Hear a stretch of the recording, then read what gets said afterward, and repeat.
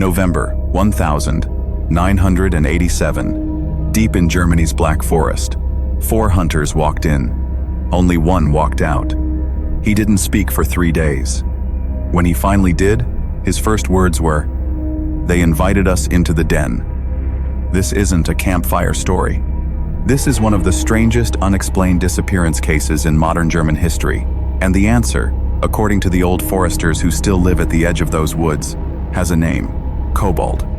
For centuries, German woodsmen have spoken of something living beneath the roots of the oldest trees. Small, hunched creatures with glowing eyes and iron-tipped fingers, dwelling in tunnels carved into hillsides where no animal burrows. The Kobold. Not a myth for children. A warning passed from grandfather to grandson. Never follow a light into a hollow. Never answer a voice that calls your name in the dark. And never, under any circumstance, accept what a kobold offers you, because what looks like gold in their hands turns to ash in yours, and what looks like a path out of the forest is often a path that leads only deeper in. Local hunting registries from the region show a disturbing pattern. Over 4 decades, more than a dozen experienced hunters, men who knew these woods better than their own homes, vanished without a trace, within a 5-mile radius of a single valley. Search parties found rifles propped neatly against trees, boots placed side by side, but no bodies, no blood, no signs of struggle, just silence, and an unnatural cold that lingered in the air long after the search teams left. The old stories say the kobold were never alone. Centuries ago, a coven of forest witches made a pact with them in exchange of old magic for old land. The witches needed protectors for their hidden sanctuaries, places where moonlight rituals kept the forest itself alive and breathing. The kobold needed someone who understood the deeper magic, the kind that could open doors between what is seen and what is buried. Together, they built something ancient beneath the forest floor, a network of dens, shrines, and tunnels that modern maps don't show, marked only by carved stones that locals call Hexenzeichen witch signs. Villagers who still leave offerings at the forest's edge, bread, milk, a coin, say the kobold remember kindness, but they also remember theft. A hunter who takes more than the forest gives, who shoots a stag standing too close to a witch-marked stone, awakens something old and patient.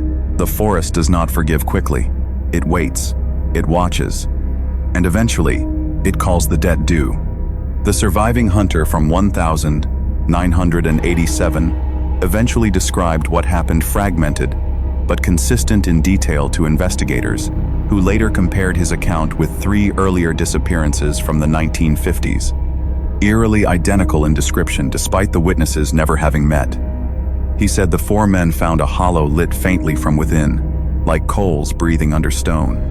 A voice, gentle, almost kind, invited them to step inside, promising warmth and shelter from the storm closing in overhead. 3 of them went forward.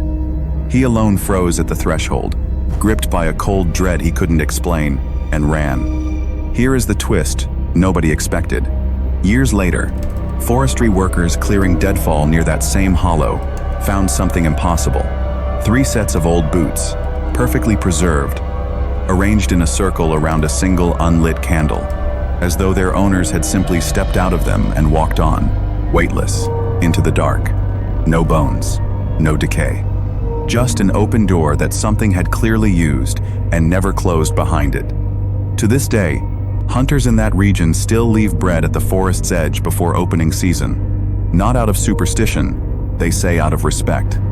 Because somewhere beneath those ancient trees, the old pact still holds. The kobold still watch. The witches' fires still burn, hidden from every map ever drawn. And the forest is still waiting for the next person foolish enough to follow a warm light into the dark. If you ever find yourself deep in those woods and a voice calls your name, don't answer. Subscribe and stay close to the fire. Because next week, we go further into the dark places of European folklore, and some doors should never be opened twice.